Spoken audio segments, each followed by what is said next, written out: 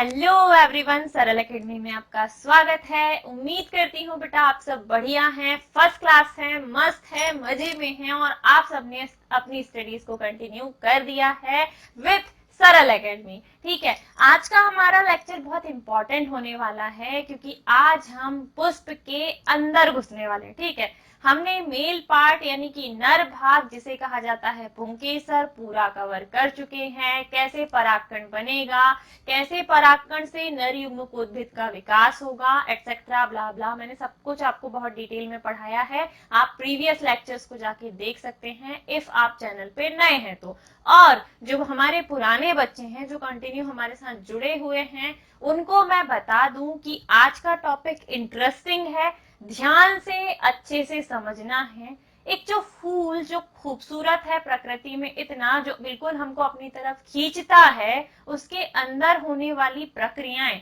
कैसे वो एक नए बीज को जन्म देता है, उसी चरण के पहले की जो अवस्थाएं हैं जिसको हम बोलते हैं युग्मकों का निर्माण, नर युग्मक और मादा युग्मक का निर्माण, दोनों के मिलन को कहेंगे निषेचन, और निषेचन के बाद ही हम बनाएंगे बीज। और जब उस बीज को आप मिट्टी में लगाओगे और उसको पानी वानी दोगे तो वो वापस एक हरा भरा पेड़ बन जाएगा। ठीक है, तो आज का जो हमारा टॉपिक है ना बेटा, वो है गुरु बीजाणु जनन यानी कि मादा युग्मकोद्भिद का परिवर्धन। गुरु बीजाणु कोशिका से मादा युग्मकोद्भिद का विकास कैसे होता है, या गुरु बीजाणु जनन यानी कि मेगा स्पोरोजेनेसिस क्या है, इसके अंतर्गत हमें मादा युग्मकोद्भिद यानी कि फीमेल गैमेटोफाइट के निर्माण की प्रक्रिया को, उसके डेवलपमेंट को, उसके विकास को समझाना है। मैडम हमें टॉपिक ही समझ में नहीं आया, क्या है समझाती हूँ, बने रहो, भागना नहीं है, मैं कहीं नहीं जा रही, धीरे धीरे बड़े प्यार से समझेंगे।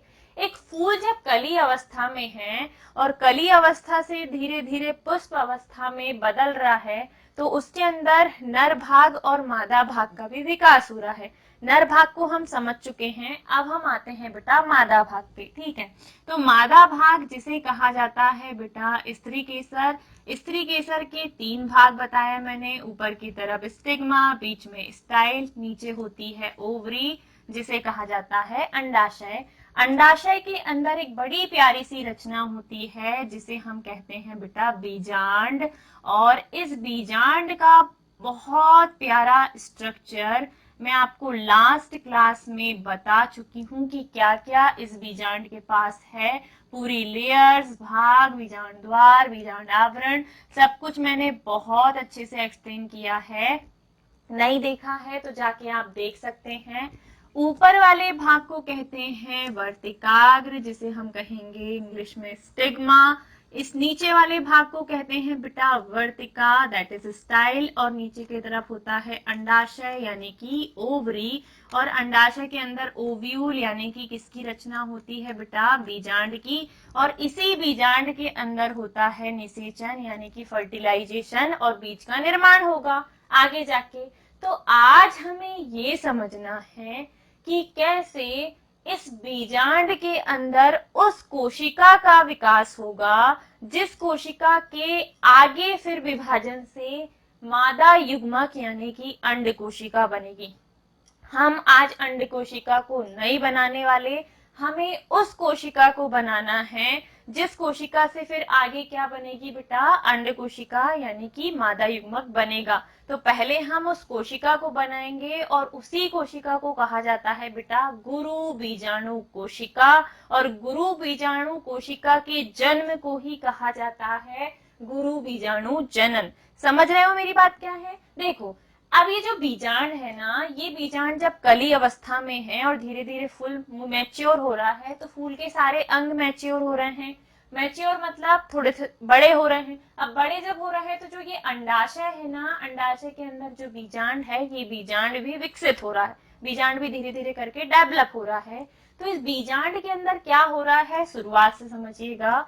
जब फूल कली से फूल अवस्था में पहुंच रहा है ना, तो इसके अंदर जो बीजांड है ना बेटा, उसमें भी थोड़े से चेंजेस आएंगे। प्रॉपर बढ़िया सा डायग्राम बनाना बीजांड का, सुंदर सा, कि मैडम को देख के लगे कि नहीं हाँ मैडम के बच्चे भी अब थोड़े से इंटेलिजेंट हो गए हैं, मैडम की ही तरह आपको प्रॉपर सुंदर सा डायग्राम बनाना है। मुझे बार बार बोलने की जरूरत नहीं पड़नी चाहिए, ठीक है। चलो, ये हो गई 2 लेयर। इसके बीच में ये है बेटा बीजांड काय, और बीजांड काय के अंदर ही होता है भ्रूणकोश। तो आज मैं अभी सारे अंग ना बना के सीधे ये रचना बना रही हूँ, और इस रचना का मैं नाम दूंगी बेटा, 2-3 कलर के पेन यूज करते हैं आज, है ना, जरूरत पड़ेगी। चलो, इस रचना का मैं नाम दे रही हूँ, ये है बेटा भ्रूणकोश। और ये भ्रूणकोश जो है ना वो बड़ा प्यारा है, क्योंकि कली से फूल बनने की अवस्था तक इसके पास ना ढेर सारी कोशिकाएं होती है। There are multiple cells present in embryal sac, जो कि अभी कुछ भी अंग नहीं बनाई है। सारी की सारी कोशिकाएं भ्रूणकोश के अंदर ऐसे व्यवस्थित हैं, धसी हुई हैं, भरी हुई हैं, खचाखच कोशिकाओं से भ्रूणकोश भरा हुआ है। सुंदर डायग्राम लग रहा है ना? कमेंट करके बताना। बड़ी मेहनत लगती है मेरे को बोर्ड पे डायग्राम बनाने में। I am not a digital board, और डिजिटल बोर्ड तक पहुंचने के सफर के लिए मुझे आपके सपोर्ट की जरूरत पड़ेगी। सो दैट्स वाई मैं आपको हमेशा बोलते रहती हूँ बेटा कि प्लीज सपोर्ट कीजिए, प्लीज शेयर कीजिए।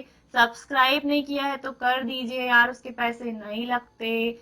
मैडम अगर मेहनत कर रही है तो आपका भी थोड़ा सा कर्तव्य है हमारी तरफ कि आपको भी थोड़ी सी मेहनत करनी है। बढ़िया डायग्राम बना, ठीक है। अब ये जो है ये है बेटा प्राइमरी बीजांड, अभी ये विकसित नहीं हुआ है।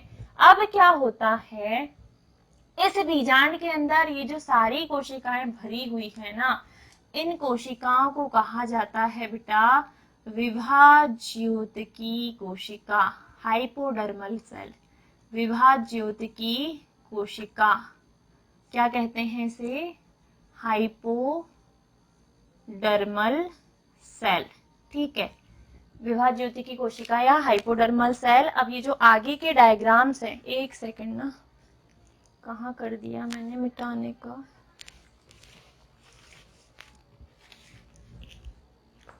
हाँ, चलिए आगे के जो डायग्राम्स है ना, ये आगे के डायग्राम्स के लिए मुझे चाहिए स्पेस। अब क्या होगा तो ध्यान से देखना। अब मैडम ये पूरा बीजांड नहीं बनाने वाली, अब हम सिर्फ ये अंदर जो अंडा बनाया है ना, अब सिर्फ उसके अंदर समझेंगे क्या क्या परिवर्तन होगा।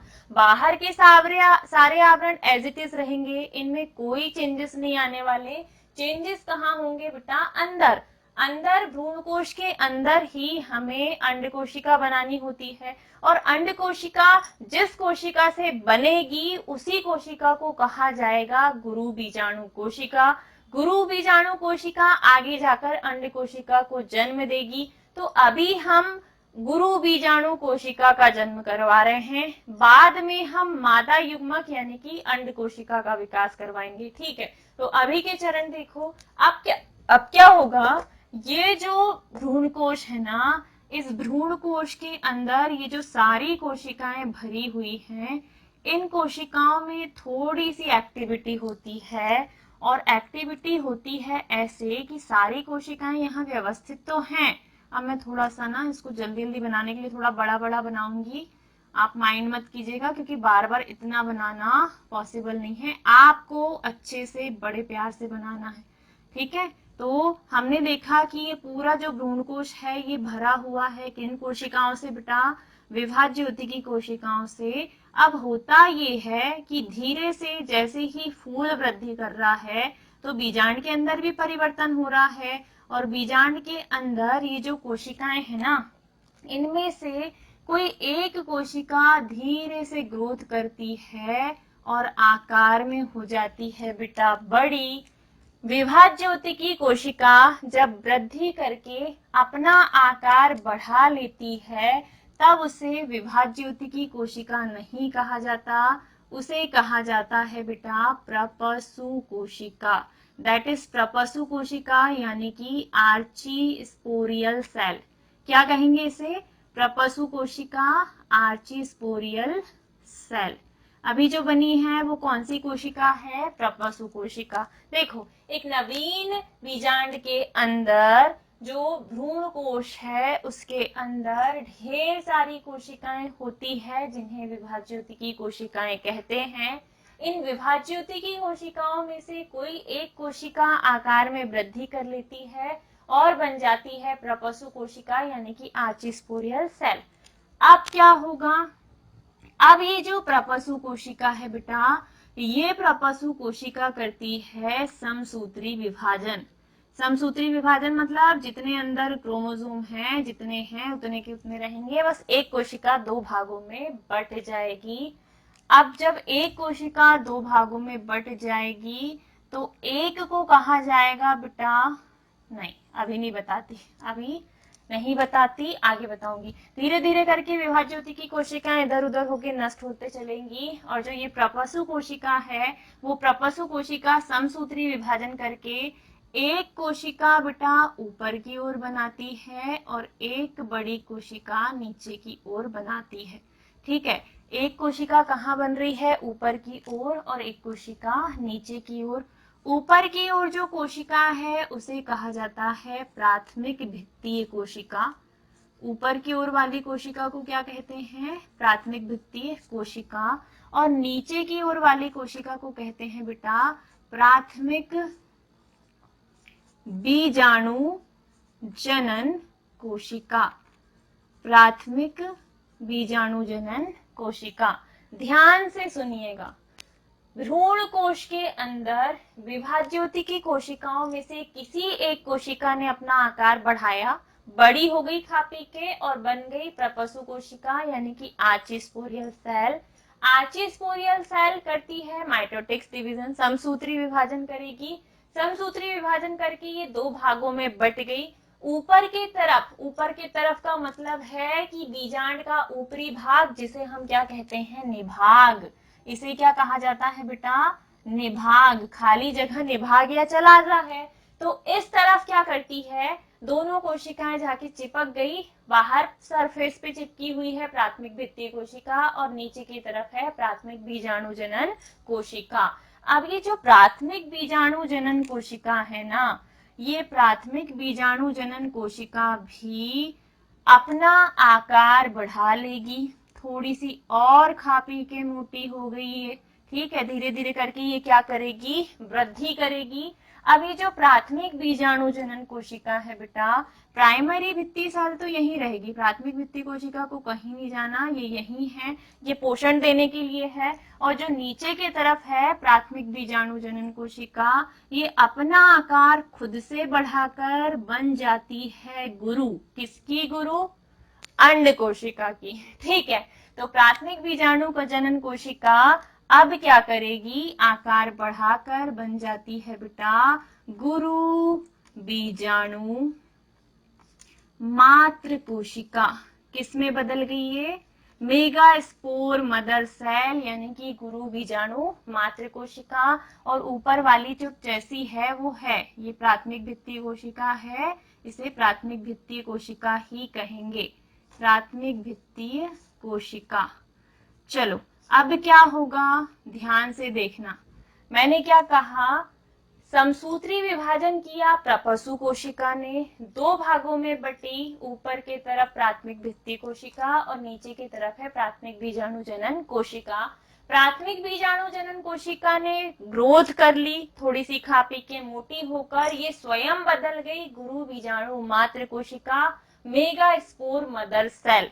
Mega spore mother cell, megaspore mother cell जिसे एमएमसी कहते हैं, इसमें ये बदल गई और ऊपर की तरफ प्राथमिक भित्तीय कोशिका इसे पोषण देने का काम कर रही है। बाकी ये पूरा का पूरा जो भ्रूण कोश है ये भरा हुआ था कोशिकाओं से, जो कि धीरे धीरे क्या होंगी, नष्ट होंगी। अब क्या होगा बेटा, अब होगा चमत्कार। कैसा चमत्कार, तो ये जो गुरु बीजाणु मात्र कोशिका है ना, ये गुरु बीजाणु मात्र कोशिका बेटा अब करती है अर्धसूत्री विभाजन। ठीक है, कौन सा विभाजन करती है ये गुरु बीजाणु मात्र कोशिका, अर्धसूत्री विभाजन।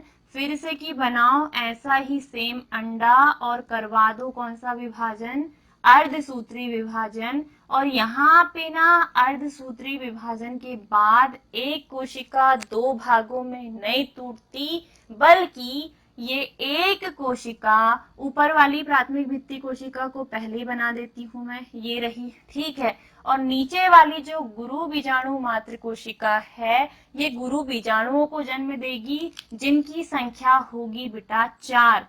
4 एक जैसे गुरु बीजाणु को ये गुरु बीजाणु मात्र कोशिका जन्म देती है अर्धसूत्री विभाजन करके। और जैसे ही अर्धसूत्री विभाजन कंप्लीट होगा, अर्धसूत्री विभाजन कंप्लीट होगा, क्या होगा, एक गुरु बीजाणु मात्र कोशिका 4 गुरु बीजाणु कोशिका में बट जाती है। और ये जो 4 गुरु बीजाणु कोशिका है, ये 4 गुरु बीजाणु कोशिका एक रेखीय चतुष्क के रूप में व्यवस्थित हो जाती है। ये 4 गुरु बीजाणु कोशिका रेखीय चतुष्क के रूप में व्यवस्थित हो जाती है। यहाँ जो बने हैं ये है बेटा 4, ग्रीन से ही लिखते हैं ना, ग्रीन ही अच्छा लग रहा है। 4 क्या है ये, 4 गुरु बीजाणु कोशिका, ठीक है। 4 गुरु बीजाणु कोशिका के रूप में ये रेखीय चतुष्क के रूप में व्यवस्थित हो जाती है, और ऊपर वाली जैसी है वैसी ही है। अब धीरे से थोड़ा सा और चेंज होगा। क्या चेंज होगा मैडम, वो भी बता दो। तो देखो, गुणसूत्रों का बंटवारा हो गया, गुणसूत्र आधे आधे बट गए, और एक कोशिका ने 4 नई कोशिकाओं को जन्म दिया। यहाँ थी बेटा ये गुरु बीजाणु मात्र कोशिका, जैसे ही इसने अर्धसूत्री विभाजन किया, 4 गुरु बीजाणु कोशिका को इसने जन्म दिया है। और ऊपर के तरफ जो है वो प्राथमिक भित्ति कोशिका, जो इन कोशिकाओं का पोषण पूर्ण करेगी, इन्हें पोषण प्रदान करेगी, न्यूट्रिशन देगी बढ़ने के लिए, ग्रोथ के लिए, विभाजन के लिए, डिवीजन के लिए, सबके लिए, ठीक है। अब क्या होगा, तो अब बेटा होता ये है कि 4 में से ऊपर वाली जो 3 है, ऊपर जो आपको 3 दिख रही है ना, ये 3 गुरु बीजाणु कोशिका ना धीरे धीरे करके हो जाएगी नष्ट। ऊपर वाली 3 प्राथमिक भित्ति कोशिका यहाँ पे है, अभी भी बची हुई है, ये है बेटा प्राथमिक भित्तीय कोशिका, ठीक है, प्राथमिक भित्तीय कोशिका। नीचे वाली जो है ना, जो प्राथमिक भित्ति कोशिका से जुड़ी हुई 3 गुरु बीजाणु कोशिका है, ये 3 गुरु बीजाणु कोशिका एक एक करके नष्ट हो जाती है, और बचती है सिर्फ एक, और जो सिर्फ एक बचती है वही है बेटा मेगा स्पोर मदर सेल, जिसे हम कहेंगे गुरु बीजाणु जनन, गुरु बीजाणु जनन कोशिका, गुरु बीजाणुजन कोशिका, मेगा स्पोर सेल, ठीक है। और इस प्रकार भ्रूण कोश के अंदर गुरु बीजाणु कोशिका के निर्माण की प्रक्रिया को ही बेटा गुरु बीजाणु जनन यानी कि मेगा स्पोरोजेनेसिस कहते हैं। आई होप यहाँ तक आपको क्लियर हो गया होगा कि मैंने क्या समझाया है। मैंने बहुत प्यार से बहुत धीरे धीरे समझाया है, कुछ भी ऐसा उटपटांग एक्स्ट्रा नहीं बताया कि आपके दिमाग में कंफ्यूजन हो, आपके दिमाग में चीजें ऐसे रिपीट के रूप में चलें और आप कंफ्यूज हो जाएं। बहुत प्यार से बहुत अच्छे से समझना है। बायोलॉजी एक बड़ा प्यारा सब्जेक्ट है, बहुत कुछ सीखने को मिलता है इससे। हमें नेचर के बारे में, हमारे बारे में, हमारी बॉडी में क्या हो रहा है, कौन सा विटामिन, कौन सा प्रोटीन, बहुत कुछ है आगे पढ़ने के लिए। डीएनए को पूरा खोल के कुरेद के पढ़ेंगे हम कि हमारी बॉडी के अंदर कितने डीएनए कैसे काम कर रहे हैं, प्रोटीन क्या है, सब कुछ पढ़ना है। लेकिन उसके पहले थोड़ा सा प्लांट्स के बारे में जान लेते हैं, थोड़ा सा प्लांट्स को स्टडी कर लेते हैं, ताकि ह्यूमंस को जानने में फिर आपको ज्यादा कठिनाई ना हो। चलिए, क्वेश्चन हमारा बड़ा प्यारा था कि गुरु बीजाणु जनन यानी कि मेगा स्पोरोजेनेसिस क्या है। मादा युग्मकोद्भिद के विकास को हमें समझाना था। ये जो बना है ना, यही है बेटा फीमेल गैमेटोफाइट, जिसे हम मादा युग्मकोद्भिद कहते हैं।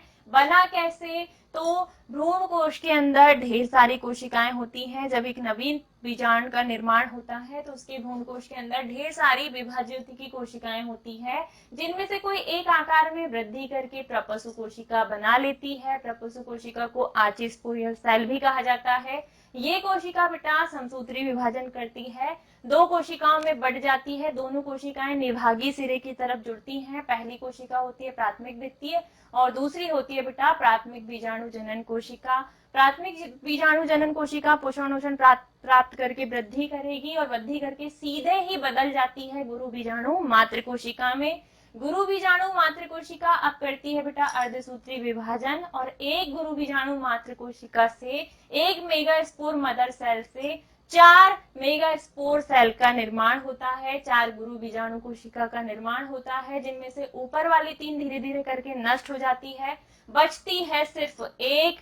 इस सिर्फ एक कोशिका के अंदर एक ही केंद्रक है और इसको कहा जाता है बेटा गुरु बीजाणुजन कोशिका, या इसे हम गुरु बीजाणु कोशिका कहेंगे, या इसे हम गुरु बीजाणु कोशिका कहेंगे। और इस प्रकार, where is my green pen, और इस प्रकार गुरु बीजाणु कोशिका का हो जाता है जन्म, मेगास्पोर सेल का हो जाता है जन्म, और इसी प्रक्रिया को हम कहते हैं बेटा मेगास्पोरोजेनेसिस, यानी कि गुरु बीजाणु जनन। और ये जो गुरु बीजाणु कोशिका बनी है, इसी को कहा जाता है मादा युग्मकोद्भिद। अब हमें इस गुरु बीजाणु कोशिका से बेटा अंड कोशिका बनानी है। इस गुरु बीजाणु कोशिका से क्या बनानी है?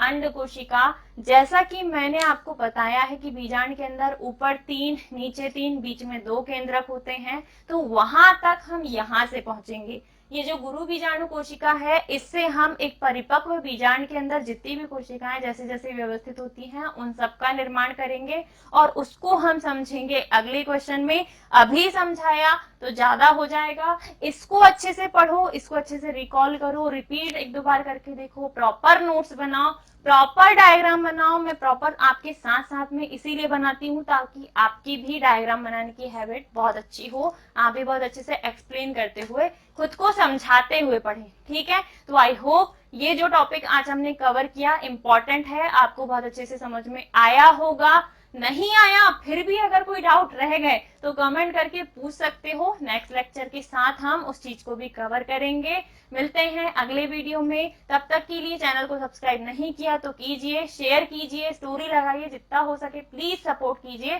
ताकि हमको भी थोड़ा सा मोरल मोटिवेशनल सपोर्ट मिले।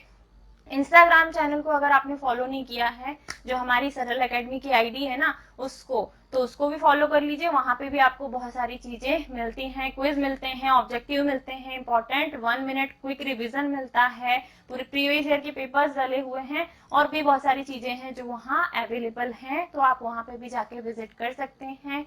मिलते हैं अगले लेक्चर में बेटा, ख्याल रखिए अपना, स्वस्थ रहिए, तंदुरुस्त रहिए और खूब मजे से जिंदगी जीजिए, ठीक है। तो bye bye, take care, Radhe Radhe.